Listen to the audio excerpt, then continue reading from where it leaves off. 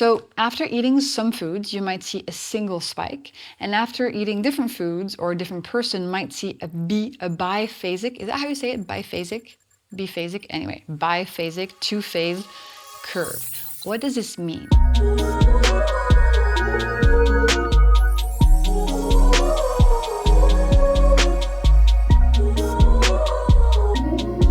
Hello, angels, and welcome to the Glucose Goddess Show. Today, I want to discuss glucose monitors, continuous glucose monitors. So this is something that I haven't really talked about in depth yet. So I'm excited to get into it and tell you exactly what I think about them, whether I think you should wear one or not. If you do wear one, what are the big things to look out for? So I'm going to share with you everything that I know. Let's do it. First question we need to answer is, do I think everybody should be wearing a continuous glucose monitor? So when I first started wearing one, this was about 5 years ago. And by the way, for those who don't know, a continuous glucose monitor is a little device that you wear usually on the back of your arm.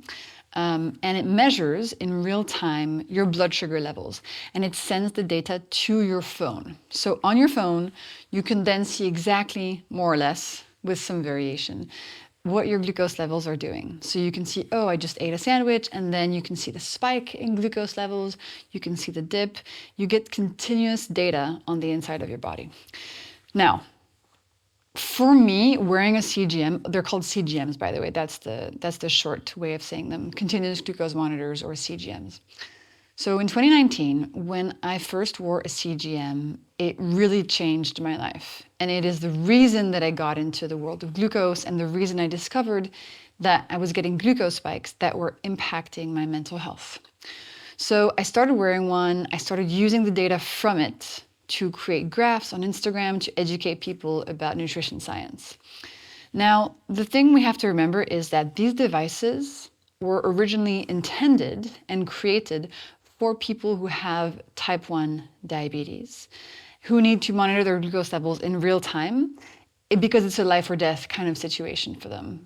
Having access to this information allows them to dose their medication, their insulin, correctly, which helps keep them healthy and alive and helps them manage their blood sugar levels. So I don't have diabetes, right? So when I first wore one, it was in the context of a study that was going on in the company I was working at. And it was just a sort of experiment because it was in Silicon Valley and San Francisco, and people were always testing tech products. So fast forward, I then used the data from my glucose monitor in order to educate people online about the science of glucose and nutrition. Today, a lot of people who do not have diabetes wear them, whether it's for, performance, whether it's to figure out what foods work for them or not, whether it's to figure out just how what they're eating is impacting their energy levels, their inflammation, their hormones, etc. We're going to go into the pros and cons, but at the very core of it all, I want it to be super clear that I currently do not recommend that everybody wear one. I think there's a lot of upside, and it can be super motivating. It can show you what's going on inside of your body in real time. And honestly, it's a pretty incredible tool to start to connect what you're eating with what's actually happening inside of your body. But there are also downsides. So first of all, they're a medical device intended for people with a medical condition. So, the data can be a bit difficult to interpret if you don't have enough context. In some people, they can cause stress or fixation because you're getting constant data all the time. So if you're somebody who has had a history of disordered eating, for example, it's probably not a very good idea to be tracking your levels constantly because it can potentially become a bit obsessive.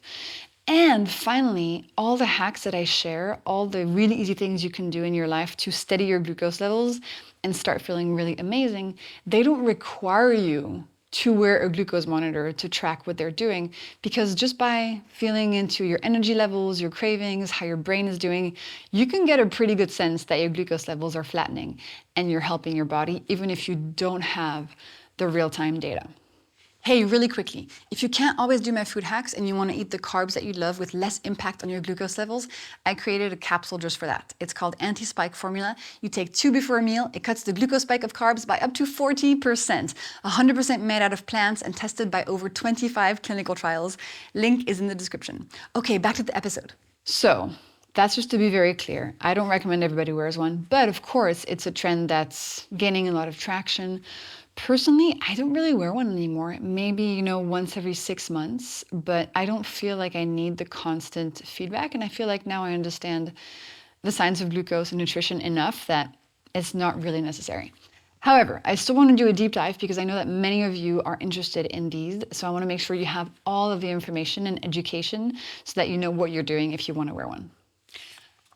The first important thing to note is that a continuous glucose monitor actually doesn't measure the blood glucose values in your blood. It's measuring your glucose levels in interstitial fluid, usually in the back of your arm. So the fluid between your cells, the little flexible bit of the continuous glucose monitor that stays underneath your skin, it's measuring glucose levels in the fluid between your cells. And so these are a pretty good proxy for your blood sugar levels, but they're not the same. First of all, they're a bit delayed by about 20 minutes. So you don't get real-time data, you get kind of delayed data. And then second, they could be a little bit inaccurate. So especially if you don't have diabetes, your variations are going to be quite small. So I recommend you don't focus so much on the absolute number and rather look at the patterns. So the spikes and the dips and which spikes are bigger than others. To give you an example, last time I wore a glucose monitor, it told me that my fasting glucose level was 105, which means I had prediabetes. I was super shocked, and then I went to the doctors to actually do a proper blood draw and verify this. And lo and behold, my fasting glucose level was 87. So the CGM, the continuous glucose monitor, had given me a very wrong absolute number. And, it's error prone. There's stuff going on there. So always, if you want a real number, go to the doctor's office, get a proper blood draw, and use the CGM only to look at the variations and the patterns. So if you're somebody who does not have diabetes, what would be the reasons you might want to wear a glucose monitor? I think the main one is motivation and accountability, because when you see on your phone how quickly your body is impacted by where you're eating, and when you eat some sugar, for example, it creates a big spike, that's pretty motivating to change your eating habits. So I think that's one of the main ones for me, the motivation and accountability. And also, if you're a curious person and you just want to see how is my current diet actually affecting my body, it's a really interesting thing to look at. And for example, you could get a glucose monitor once for 2 weeks, and then that could teach you probably enough to not ever need to wear one ever again. And importantly, if you wear a glucose monitor, you have to understand that the objective is not for your glucose levels to be a perfect, flat, straight line, because some variation is normal. You want to avoid big spikes that are above, let's say, 30 milligrams per deciliter in delta. But achieving perfectly flat glucose levels is not the objective, and it can actually be a little bit unhealthy because there are sort of some devious ways that you could achieve that. For instance, alcohol keeps your glucose levels really steady. So if you drink a lot of alcohol, your glucose levels are going to be really flat because alcohol interacts with your liver and prevents your liver from properly releasing new glucose into your bloodstream. Another thing that you might see that might shock you is that when you exercise, you might see a big spike. And so you might think, okay, does that mean exercise is bad for me? Well, no. There's lots of these kinds of patterns that can be a little bit confusing. So for the exercise thing in particular, the reason you might see a spike during exercise and the reason that these spikes are not bad is because when we exercise, we need a lot of energy for our muscles. And your body is going to release some extra glucose in your bloodstream to feed your working muscles. So in this case, the spike is not harmful. So I want to make sure you have some education and information so you don't draw some wrong conclusions. Another one is that if you add a bunch of fat to a meal, let's say you're having pasta, and you add, I don't know, like some ridiculous amount of butter to it, the fat is going to slow down how quickly that pasta is going to turn to glucose and lead to a glucose spike. So technically, you'll be flattening your glucose curves and avoiding a spike, but that will be a pretty unhealthy thing to do. So there's caveats and there's things that I don't want you to misinterpret when you're looking at your glucose monitor data. So before we get into those a bit more, a common question I get is, where can I actually find a glucose monitor? So the one that is on the market that is the cheapest and usually the easiest one to access is called, and I have no affiliation with this company, it's called the Abbott Freestyle Libre. It's pretty cheap, especially in Europe. You can get it over the counter for about 30 euros, so $35. You can just go to the pharmacy and ask for one. Now, in a lot of countries, especially in the US, continuous glucose monitors, you need a prescription for them. And that's why you're seeing all these different companies pop up and package for you at a pretty high cost the opportunity to receive a glucose monitor at your house. So they have doctors in-house in the company that are going to write prescriptions for you. And these are off-label prescriptions because technically glucose monitors are for people who have diabetes. So you're going to pay to get this prescription so that you can access the glucose monitor. So that's why these companies charge a lot of money, usually, from $200 to $400 for access to a glucose monitor that you can get in Europe for $30 over the counter. So you have to understand that difference. And also, a lot of these companies actually use that exact same device, the Freestyle Libre, and then they build an app on top of it that is prettier, has more insights, interprets the data better. So it kind of depends what you're looking for. If you want a full service experience where you get a pretty app and you can track stuff and you have disposable income that you can spend on this, you could go for one of the companies that's offering a more complete experience. If you just want to test a glucose monitor for 2 weeks as cheaply as possible and you live in Europe, I would just get one at the pharmacy and save yourself a bunch of money. I also have an app on the App Store that costs $5 that you can get that's going to take in the data from your continuous glucose monitor, from the very basic app that it comes with, and then plot some pretty graphs for you and help you kind of see more clearly what's going on. And generally, when somebody wears a glucose monitor, what I hear a lot is that they needed to read my first book, Glucose Revolution, in order to make sense of it all. So you can get a cheap glucose monitor at the pharmacy and then buy my book. That'll give you all the information that you need to start using the data in a useful way. So my book is Glucose Revolution. And by the way, this is not a plug. I truly believe that if you want to not stress out too much and if you want to understand what's going on, if you do wear a glucose monitor as a person without diabetes and so without a doctor or education around you, my first book is really, really, really, really helpful to get all the context that you need to make the best of your experience. So, cheaply in Europe, you can use one of these companies as well that costs quite a bit of money to get access to glucose monitors. I'm always looking out for you and looking out for the cheapest option to do stuff. So, what I do is I get the glucose monitors at the pharmacy for $30. That's just the situation. There's other CGM companies other than Abbott. There's Dexcom, Medtronic, etc. But those are more expensive devices and usually on prescription also. I put a link in the description of this episode to my app, the $5 one that allows you to take the data and make it pretty. You don't need it, by the way, at all. It's just that if you want to create graphs that look like this, like the ones that I use on my Instagram, my app will do that for you. So if you want to use your data and then create some nice social media content or just be able to compare things a bit easier, you can use that very cheap app that I made that is based entirely on the tool that I first designed and engineered 5 years ago when I started this whole adventure. Because I wanted a way to visualize the glucose data in an easier, prettier, more approachable manner than just the data that came from the very basic Freestyle Libre app. Oh, there's one important thing. So when you set up a glucose monitor, if you're getting the one at the pharmacy, for example, it's going to ask you for your target range. And generally, if you don't have diabetes, your target range should be between 70 milligrams per deciliter and about 140 milligrams per deciliter. So if you are in millimoles per liter, that's 3.9 to 7.8. By the way, all this information, I'm putting it in a very short PDF document so you can see it all in one place. It is in the description of this episode. So I know it's a lot to remember. It's all in a document for you. Now, here are a few patterns that I want to cover because you might see them on your glucose monitor data. So I want to make sure that you understand what they are.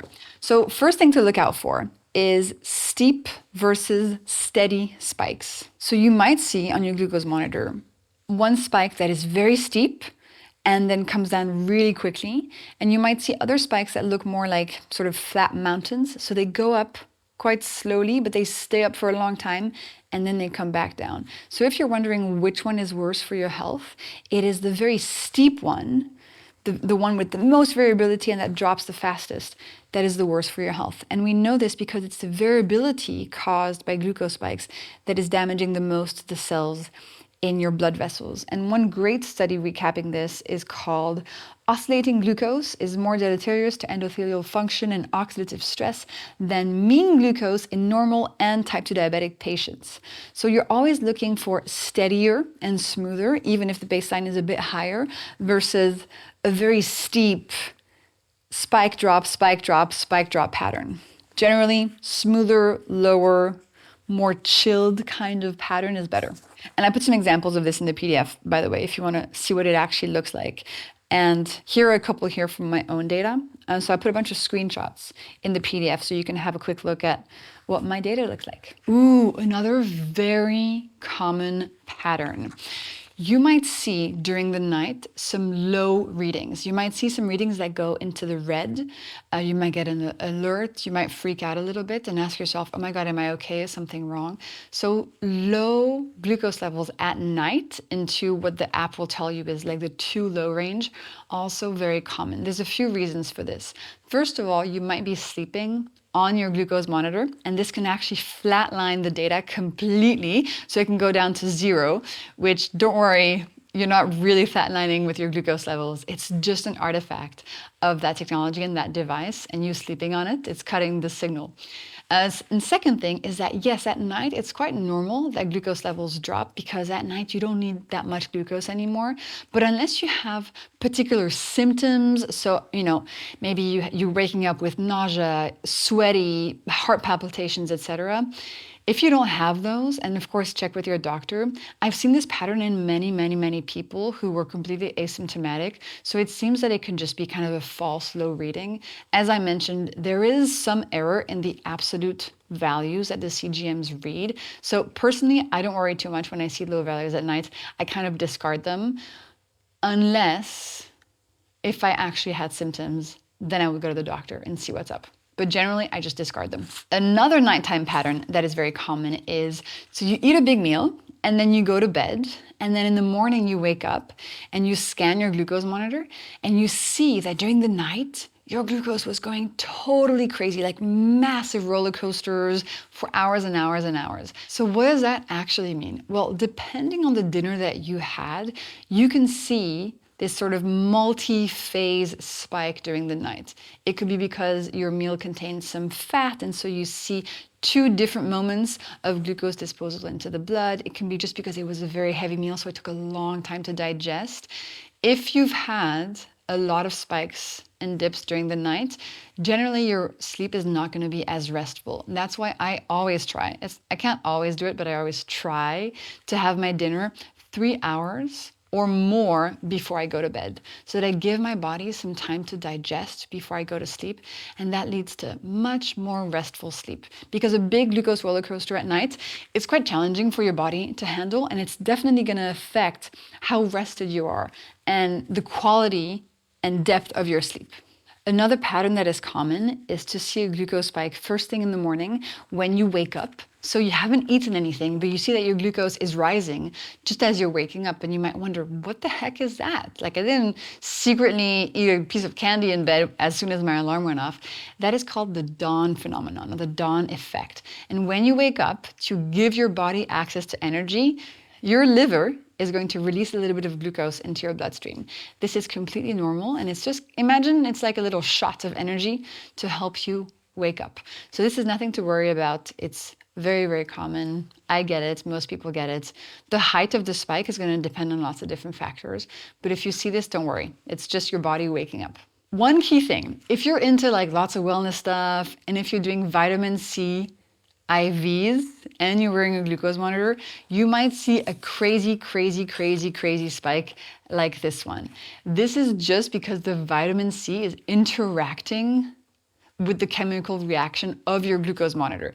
It does not mean that your glucose levels are going through the roof. It's just because of the vitamin C interacting with the sensor on your glucose monitor. So this is one of those spikes that you can completely ignore. It's just an artifact. Don't worry about it. Final pattern I want to cover is biphasic curves.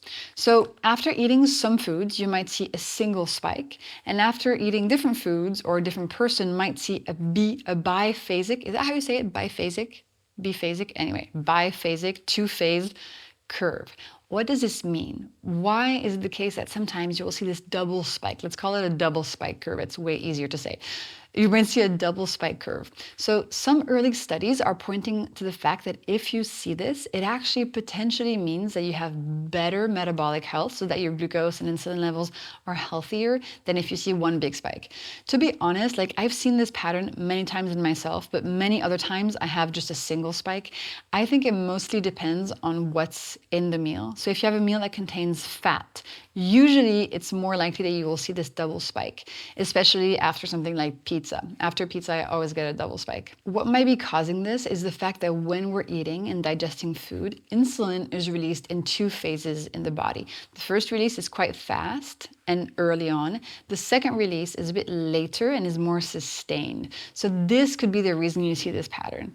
Again, unless the spike is really high, seeing this pattern is pretty normal. It's really hard to interpret individual, single spike, double spike, triple spike, and compare them and draw conclusions, because there's so many variables going on when you're testing foods and wearing a glucose monitor, like your activity level, your stress level, your hydration, your muscle mass, what time of your cycle it is if you're a female, temperature, and on and on and on and on. So ultimately, I would say if you're wearing a glucose monitor, the main thing to focus on is just to make sure that you're trying to keep your glucose as steady as possible without forcing yourself to do a very flat line, because that's not the objective. So in the PDF that I've also linked in the description of this episode, I have my 2-week testing plan, which is what I generally recommend if you wear a glucose monitor and you want to get the most out of it. So you'll see week 1, I have a specific recommendation, and then week 2 as well, about how you can test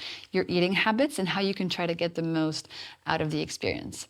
So ultimately, have a read at my book, honestly, if you want to wear a glucose monitor, so that you have the education and the information to not freak out and to know what matters and what doesn't matter. And really, I think glucose monitors are a great motivation and accountability tool if you want to test them out, rather than something we should become overly obsessed with, because it can be quite stressful to look at the data all the time.